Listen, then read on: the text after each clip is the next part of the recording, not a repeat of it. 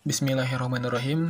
Izinkan kami di sini menyampaikan informasi mengenai filosofis Masjid Mungsolkanas yang menjadi masjid tertua di Kota Bandung. Masjid Mungsolkanas sebagai penanda awal peradaban Islam di Bandung, yang juga jadi basis perjuangan melawan penjajah. Berdiri sejak tahun 1869 Masehi. Catatan waktu yang menempatkan Mungsolkanas sebagai salah satu masjid tertua di Kota Bandung. Masjid Mungsolkanas berlokasi berada dalam Gang Wina Atmaja. Akses menuju masjid tepat di sebelah timur Rumah Sakit Advent yang diapit oleh Apartemen Jardin, STBA, dan Pusat Pertokoan Sandang di Jalan Cihamplas, Kota Bandung. Hingga kini, Mungsolkanas masih elok berdiri walau dihimpit bangunan pencakar langit di sekitar Jalan Cihamplas, Bandung. Masjid ini berdiri pada tahun 1869 Masehi, diprakarsai oleh Kiai Haji Abdul Rohim yang memiliki gelar Mama Aden di atas tanah wakaf yang diberikan Haji Siti Lantenas. Haji Siti Lantenas sendiri merupakan seorang janda kaya raya dari seorang camat di Lengkong, Sukabumi. Penamaan masjid ini bukan berasal dari bahasa Arab, seperti pada masjid-masjid lain pada umumnya. Nama masjid ini Mungsolkanas. Mungsolkanas ini merupakan kependekan dari kalimat bahasa Sunda, yaitu Mangga Urang Ngaos Salawat Kanjeng Nabi Muhammad SAW. Atau dalam terjemahan Indonesianya berarti, mari kita baca sholawat untuk Nabi Muhammad SAW. Mungsolkanas adalah ruhnya, basis dari perjuangan lewat doa yang mustajab, memberikan semangat melawan penjajah melalui kekuatan sholawat jihad.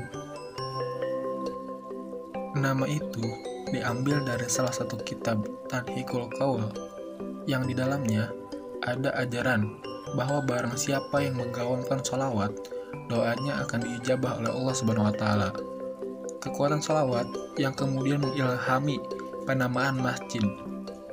Ajaran itu juga yang selalu didengung-dengungkan, dibesar-besarkan oleh Kiai Haji Abdul Rohim agar kita selalu bersalawat kepada Kanjeng Nabi Muhammad SAW.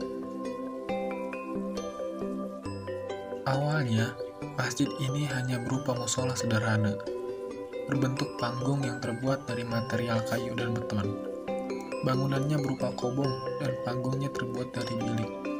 Luas lahannya hanya sekitar 80 meter persegi dengan teras berupa kolam air.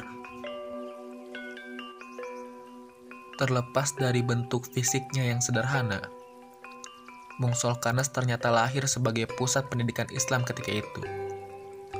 Banyak ulama Bandung lahir berkat pendidikan Islam di Mungsolkanas.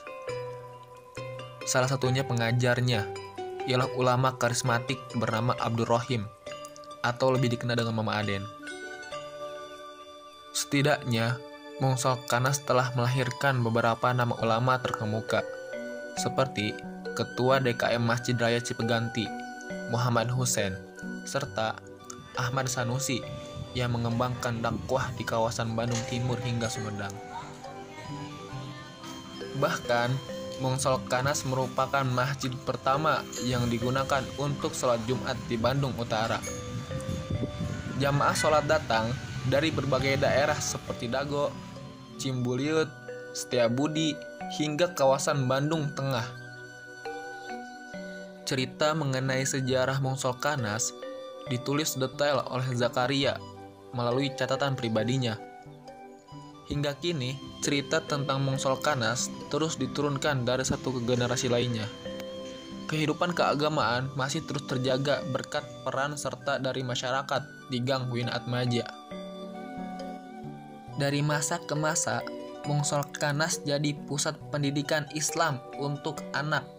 Meski hanya berbentuk panggung, sekarang sudah direnovasi sebanyak 3 kali, tapi perannya tidak pernah berganti sampai saat ini.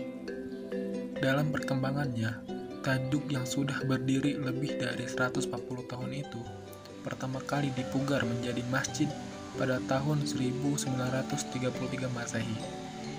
Renovasi masjid secara total dilakukan pada tahun 2009, dari awal bangunan satu lantai hingga menjadi 2 lantai.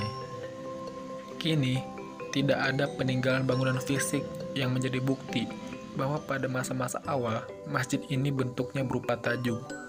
Sebab dalam perkembangannya terjadi pembugaran sebanyak 3 kali, yaitu pada tahun 1956, 1963, dan 2009 Masehi. Sehingga Masjid Mungsolh Kanas bentuk dan modelnya sama seperti masjid-masjid lain pada umumnya. Tetapi, ada satu lagi peninggalan yang bisa dilihat dan dinikmati bersama, yaitu Al-Quran peninggalan Mama Aden yang disimpan di sebuah etalase kaca lantai 2. Al-Quran peninggalan Mama Aden itu tersimpan rapih di dalam dinding kaca. Usia dari kitab suci tersebut diperkirakan telah berusia 140 tahun lebih, satu zaman dengan masjid. Ini merupakan salinan Al-Quran yang ditulis tangan langsung oleh Mama Aden, satu-satunya warisan fisik yang tersisa. Demikian yang kami sampaikan, semoga informasi ini bisa bermanfaat dan menambah wawasan teman-teman semua.